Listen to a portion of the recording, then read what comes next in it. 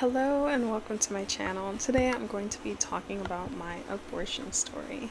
So if you're coming from my TikTok channel, hi, thank you so much for your support and thank you for joining me today. I'm going to be going into how I found out I was pregnant, how I went about going to get an abortion, and how the abortion went for me and my personal experience. I'm also going to be answering a few questions that people left me on my TikTok video. And if you want to see the video, I'll leave a link to it below.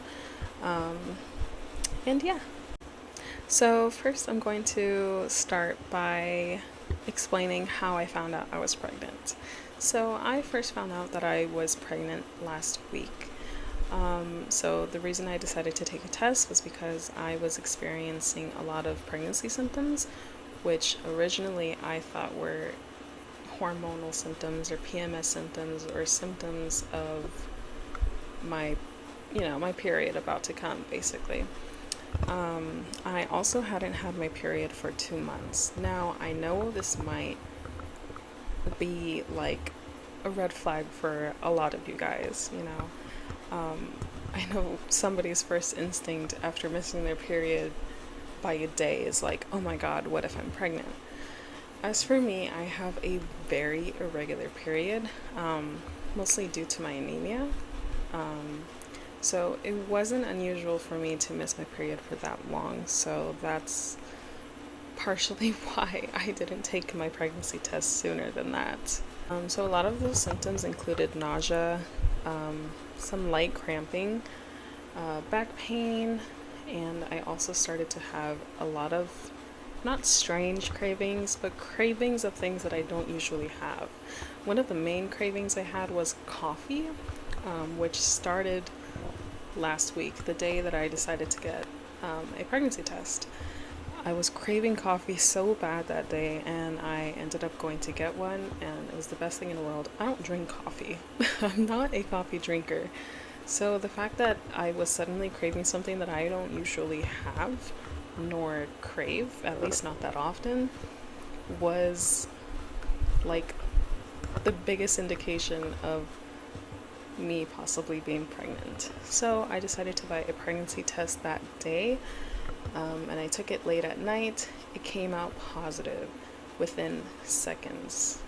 That test did not hesitate to tell me, girl, you're pregnant. Now, the process of getting an abortion was fairly easy, at least for me.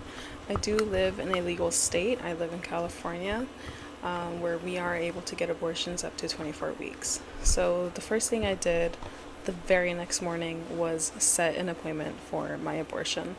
My abortion was set for the day right after, where they explained that I would be getting an ultrasound so they can confirm how far along I was. Luckily, I do track my period, so I was able to tell them the first day of my last period, which is very important to know. If you don't know, then that's fine. They will still figure it out through the ultrasound how far along you actually are in your pregnancy. Now, going to the appointment was a little nerve-wracking. I'm not gonna lie, this is a very new experience for me, not something I've ever had to go through, but I was very prepared to do what I had to do. It was also a decision I was pretty comfortable with, because I knew it was the right decision for me. So I go in, they basically just asked me again, when was the first day of your last period? They asked me to fill out the sign-in sheet, and then they gave me a cup to collect my urine from, just, to test that I am positive. And then they called me in, where they talked to me about the process. They went over what they're going to be doing, how they said I was going to get my ultrasound. It was a vaginal ultrasound, which was a little more nerve-wracking for me because I was hoping not to get something so invasive, but it was fine. It went fine.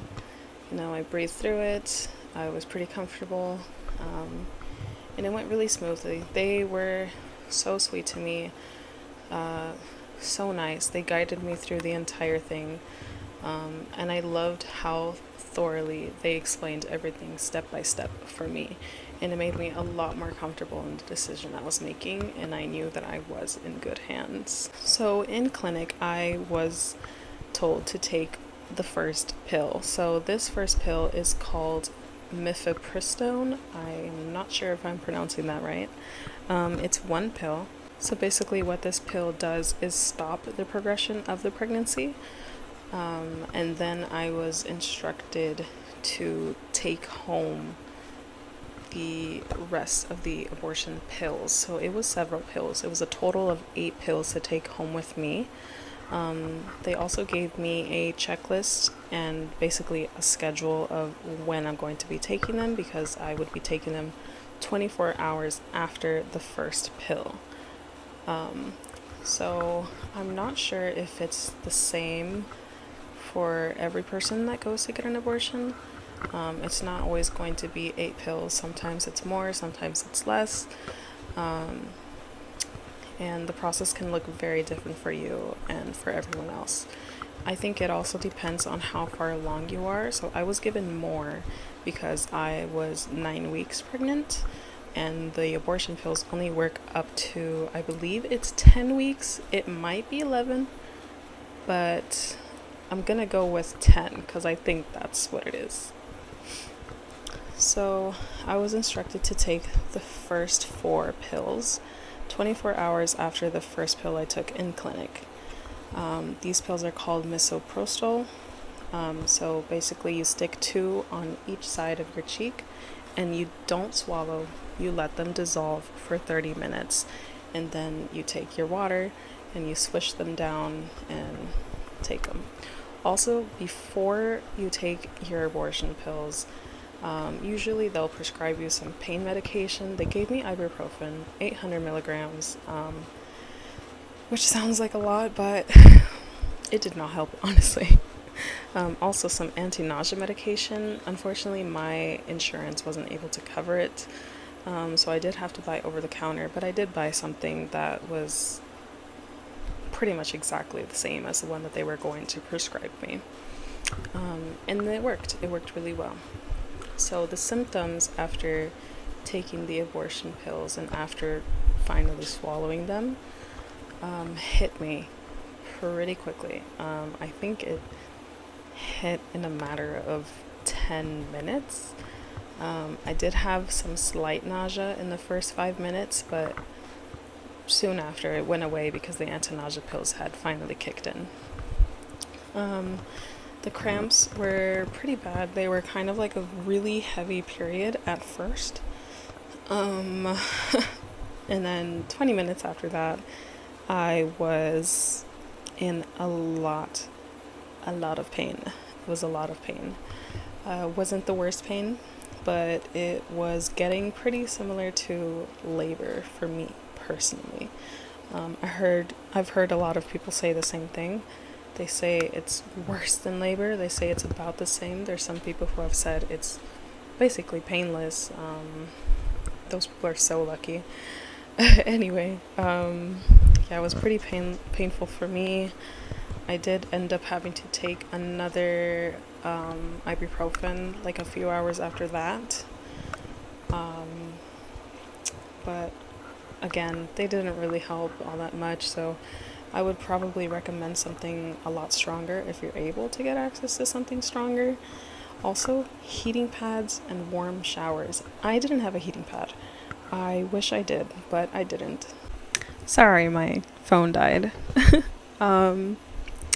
So, heating pads, highly recommended. Also, warm showers was one thing that did work for me, and it helped a lot.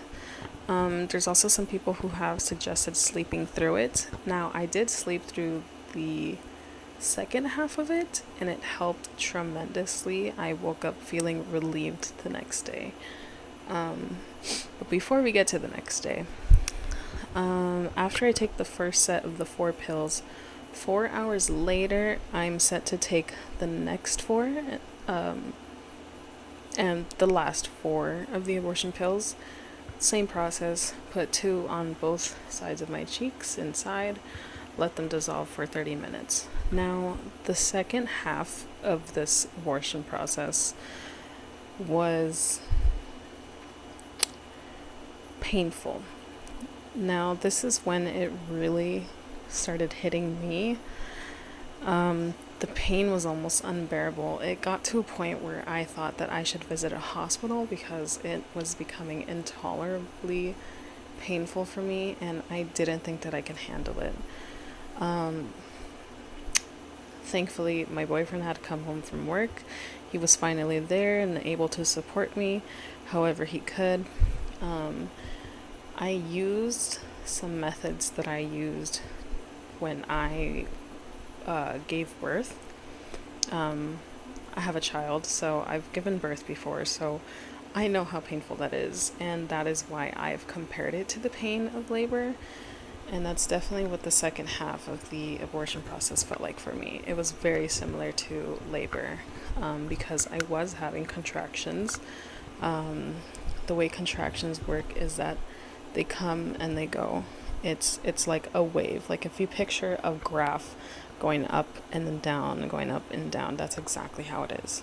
The pain would go up and I would just lay there, and my boyfriend was rubbing my back, letting me know that he was there for me. Just that was enough for me to know that I was safe and I was fine, and this was just all part of the process.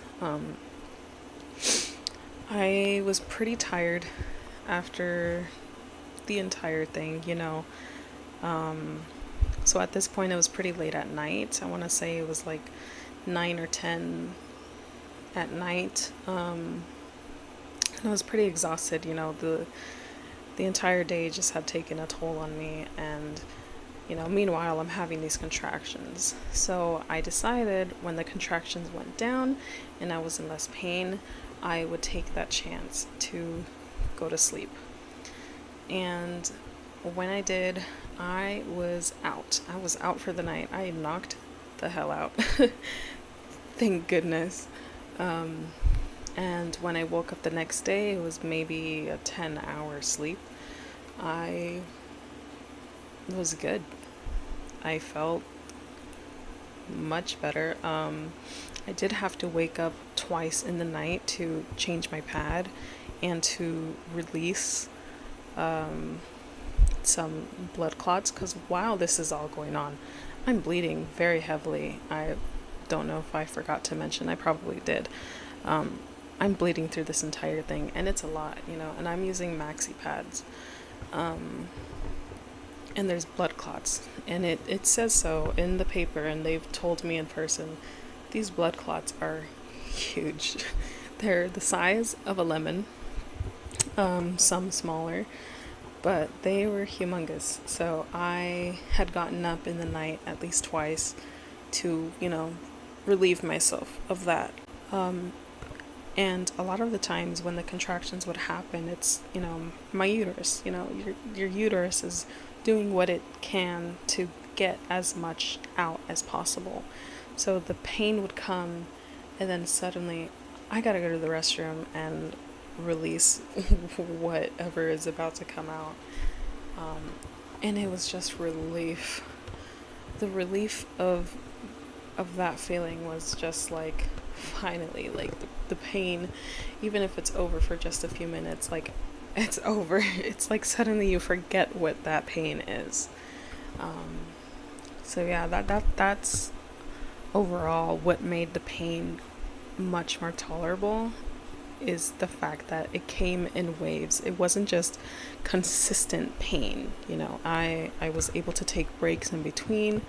I was able to breathe through it, and it was really a mind over matter kind of moment for me. Our bodies are so strong, so much stronger than we give them credit for, and we're able to take a lot. And yeah, my body was definitely put through the test during this thing, and I made it. I made it through. At this point, a couple hours later, after I had woken up, it was the 24-hour point. and I was officially done with the abortion process. And now came the recovery. So when the recovery came, throughout the day I was still bleeding, not nearly as much as I was. It was basically a normal period, pretty much. Personally, I bleed a lot. I bleed very heavy during my periods. So this was like a normal, to me it was like a light period. But I bled like a medium amount. I was going through maybe 3-4 maxi pads a day. And for the next 4 days after that, I did experience some cramping. It was not as strong as the abortion itself. It was basically regular period cramping. I don't usually experience cramps on my period. So the first 2 days were pretty painful for me, especially since it's not a pain that I'm used to experiencing. But it was still fine. It was much less than the actual abortion cramps that I was experiencing beforehand. So yeah, I managed to get through that, and now I'm a week into recovery. I am still bleeding, not as much. I think it's starting to go away because I am bleeding much less. I was told that the bleeding can come and go. It might stop completely and then come back, which hasn't happened to me yet. So far it's been every single day, but it's like less and less throughout the week. So hopefully that ends soon, but honestly, no cramping, nothing else other than just the bleeding, and I've been fine. So now I'm going to answer a few of the questions that I've been asked through my TikTok video.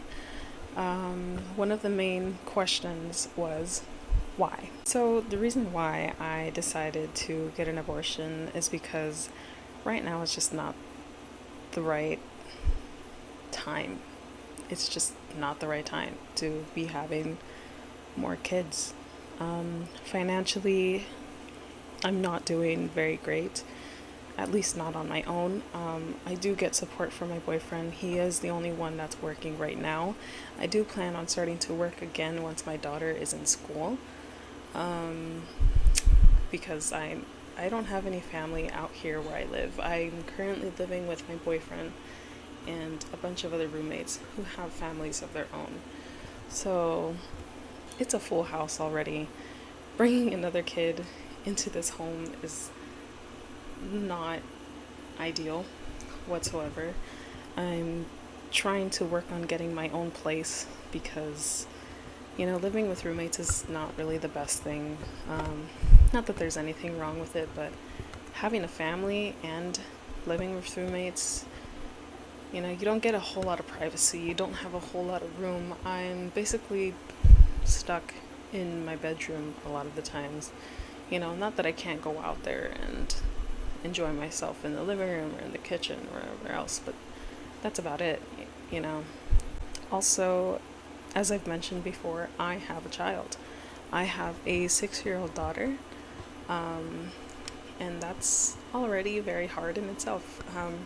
She's also currently getting assessed for autism, so that's a journey. That's already a lot on my plate, and I just don't think that it would be fair for her, or even for me, to bring another child into our lives and not give her the support and the attention that she needs right now while we are exploring this, because it's very new for me. It's new for her. She just got her first interview with some people at a regional center, in hopes that we can, go further along into her assessment and hopefully get the resources that she needs and the support that she needs. So I need to be there for her right now. So yeah, that's why. Another question I had was how far along was I? I was 9 weeks along exact as of the day that I first went into the clinic. The first day of my last period was back in May, and the date of conception, I believe, was 2 weeks after that. Yeah, so I was 9 weeks. Another question I got was how much was it? For me personally, it was free, and it was covered through my Medi-Cal. I have access to Planned Parenthoods here in California, where they do offer free services as long as they're covered through your insurance. But I think for people who don't have insurance, they do offer payment plans. So if you go on their website, you can go ahead and check that out if you are interested. And the last question is, how do you feel now? I feel fine. I feel relieved. I feel good. And I feel like I made the best decision for myself right now. And honestly, that's a good feeling. You know, as difficult of a decision as it was already, I feel good. I feel good about it. I'm recovering well. You know, I have support, thank goodness. And I'm doing okay, you know. If worse comes to worse and I end up feeling bad, or this ends up taking an emotional toll on me, then I will definitely reach out for help. But as of right now, I think I'm doing pretty fine on my own. And on that note, I think I will be ending my video here. I hope that I was able to answer any questions that you guys might have. But if you do have any more, please feel free to leave them below. Also, check out my TikTok page, and if you'd like to reach out to me, you can also follow me on Instagram and ask me anything on there. And feel free to share your stories with me and with everybody else if you feel comfortable. If you need any resources or any kind of support, I will link some links below for you to use. And thank you again for all your support, everyone. I have not missed your comments at all. I have seen, I think, every single one of them.